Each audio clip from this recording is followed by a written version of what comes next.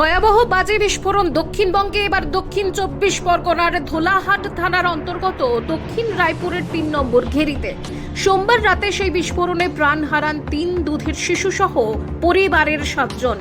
আশঙ্কাজনক অবস্থায় হাসপাতালে ভর্তি অন্য সদস্যেরও মৃত্যু হয় মঙ্গলবার সকালে।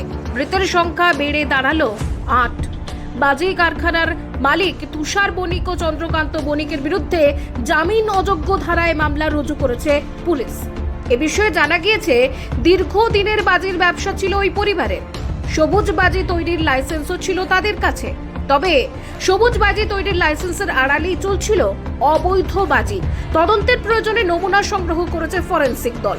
বিস্ফোরণের জায়গায় মোতায়েন বিশাল পুলিশ বাহিনী। বিস্ফোরণের জায়গা থেকে পাশে একটি ঘর থেকে উদ্ধার বাজি তৈরির মশলা সহ নানা সরঞ্জাম। স্থানীয় সূত্রে জানা গিয়েছে, বিস্ফোরণ স্থলের আশেপাশেও ছড়িয়ে ছিটিয়ে রয়েছে প্রচুর বারুদ ভর্তি ড্রাম। বাজি বিস্ফোরণের ফলে ভয়াবহ অগ্নিকাণ্ড ঘটে। গোটা ঘটনাস্থল পরিণত হয়েছে ধ্বংসস্তূপে।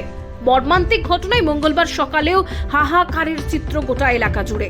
বাজির ব্যবসা মূলত সামলাতেন তুষার বণিক ও চন্দ্রকান্ত বণিক।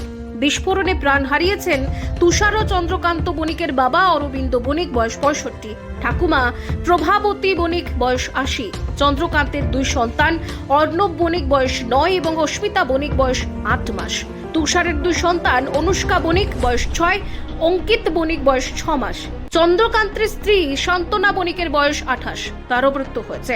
তুষারের স্ত্রী সুতপা বণিককে আশঙ্কাজনক অবস্থায় হাসপাতালে ভর্তি করা হয় গতকাল রাতে। এদিন সকালেই তার মৃত্যু হয় বলে জানা গিয়েছে তার শরীরের 75% পুড়ে গিয়েছিল।